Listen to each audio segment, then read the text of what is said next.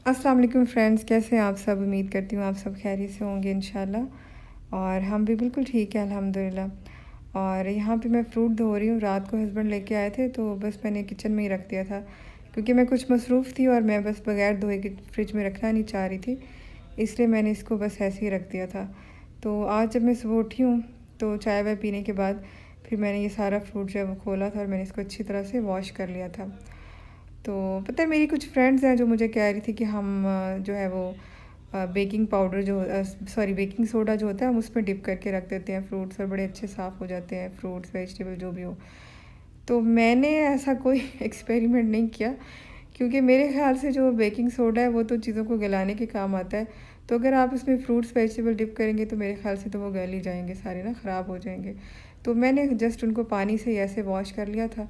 और पानी भी इस कदर गर्म आ रहा था कि बस मैं आपको क्या बताऊं। और जो कोरोना वायरस है वो मरेगा नहीं, तो एक दिन बेहोश तो ज़रूरी हो जाएगा इतने गर्म पानी से। और बस इसके बाद मैंने तरबूज धो लिया था। और तरबूज़ को मैं धो के, तरबूज़ जब भी घर आता है मैं धो के और मैं पूरे तरबूज़ को उसी वक्त काट के फ्रिज में रख देती हूँ। तो उससे जो है लाइफ बहुत आसान हो जाती है, क्योंकि तरबूज़ काफ़ी मैसी होता है उसको काटना और फिर सारा। तो मैं एक ही दफ़ा काट के और एक बड़े टिफ़िन में इसको रख देती हूँ। तो फिर जब खाना होता है तो थोड़ा थोड़ा उसमें से लेके खा लेते हैं, या अगर आपने जूस बनाना हो बना सकते हैं। और बस यहाँ पे मैंने जो देखे हैं चने जो है रात को मैंने भिगोए थे। इसमें मैंने आधा टीस्पून जितना बेकिंग सोडा डाला था और अच्छी तरह वॉश करने के बाद फिर मैंने इसको भिगो दिया था और सोडा डाल दिया था, और सुबह तक बहुत अच्छे राइस हो गए थे। तो बस अब मैं इसको प्रेशर कुकर में डाल दूँगी।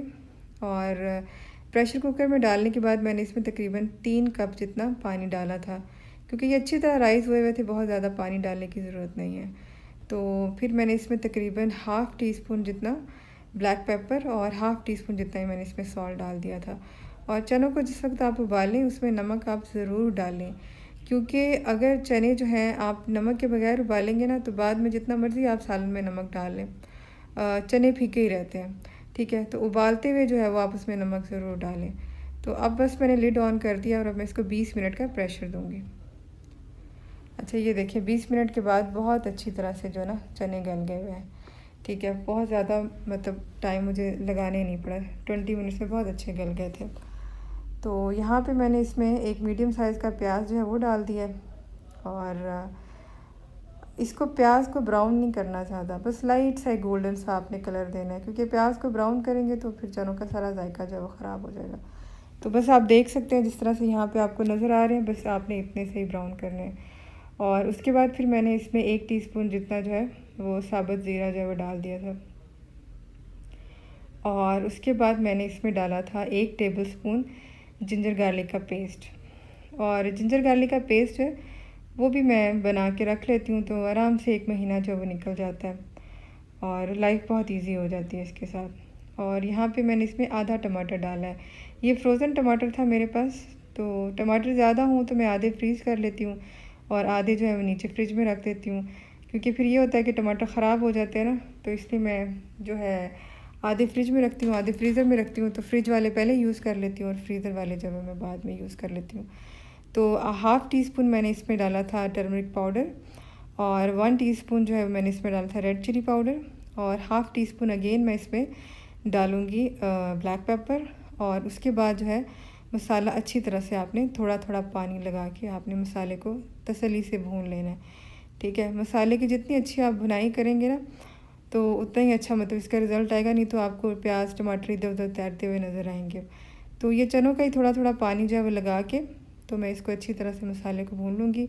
और जो पानी है चनों का उसको हमने बिल्कुल भी वेस्ट नहीं करना, सारा जो फ्लेवर है चनों का वो एक्चुअली इस पानी में ही है, तो इस पानी को आपने बिल्कुल डिस्कार्ड नहीं करना। अच्छा, यहाँ पे मसाला जो है भुन गया, तो अब मैं इसमें चने डाल दूँगी। और चने जो हैं डाल के मैंने इसमें से हाफ़ चने बिल्कुल अच्छी तरह से गले हुए हैं ना, हाफ़ चने जो है वो मैंने मैशर की मदद से मैश कर लेने हैं और बाकी हाफ़ मैंने ऐसे ही रख देने हैं। क्योंकि वो मैश करने का मकसद ये है कि थोड़ी सी जो ग्रेवी है लाहौरी चनों के अंदर, जैसे जो उसका टेक्सचर होता है वो रनी नहीं होता, उसमें ग्रेवी सी होती है थोड़ी सी। तो बस ग्रेवी बनाने के लिए जो है वो उसको मैंने मैश कर लिया था।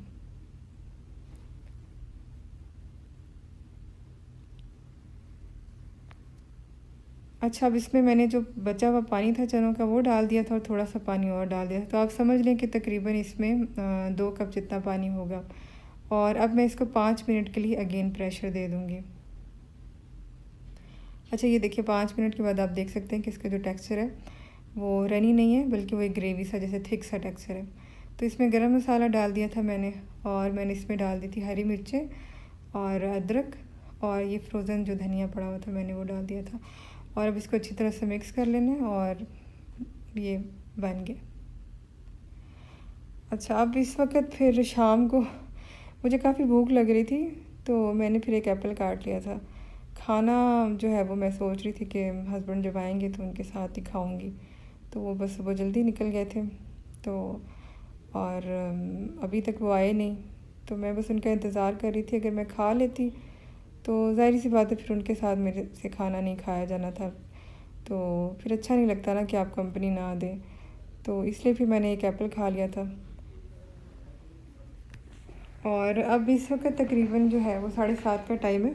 मगरिब के फ़ौरन बाद ही मुझे उनकी कॉल आ गई थी कि बस मैं अब घर आ रहा हूँ, तो तुम जल्दी से तैयारी कर लो खाने की, और मुझे बिल्कुल भी इंतज़ार मत करवाना क्योंकि मुझे बहुत भूख लगी हुई है।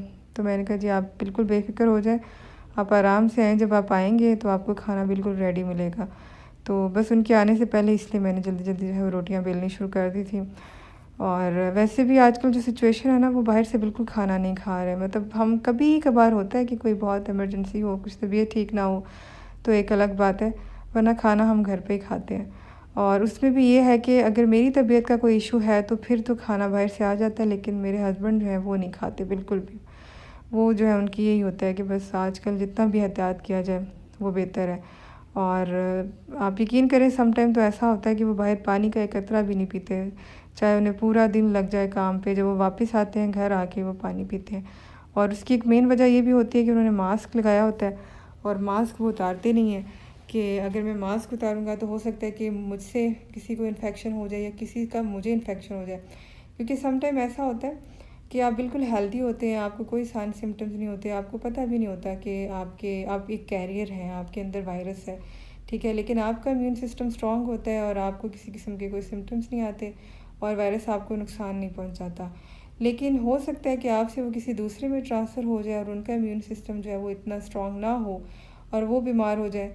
तो अगर आप एहतियात कर रहे हैं तो इसका मतलब ये नहीं है कि आप अपने आप को बचा रहे हैं। अगर आप एहतियात कर रहे हैं तो इसका मतलब ये है कि आप अपने साथ साथ दूसरों को भी बचा रहे हैं। तो जितना भी हो सके हमें ख़्याल करना चाहिए, और हमें जो है वो एक ज़िम्मेदार शहरी होने का सबूत देना चाहिए हम सबको। और बस अब डिनर के बाद जो है इट्स फन टाइम। काफ़ी दिन हो गए थे कोई मूवी नहीं देखी थी, तो मैंने सोचा कि मूवी देखती हूँ। और साथ साथ बस मैं अब आपसे इजाज़त चाहूँगी।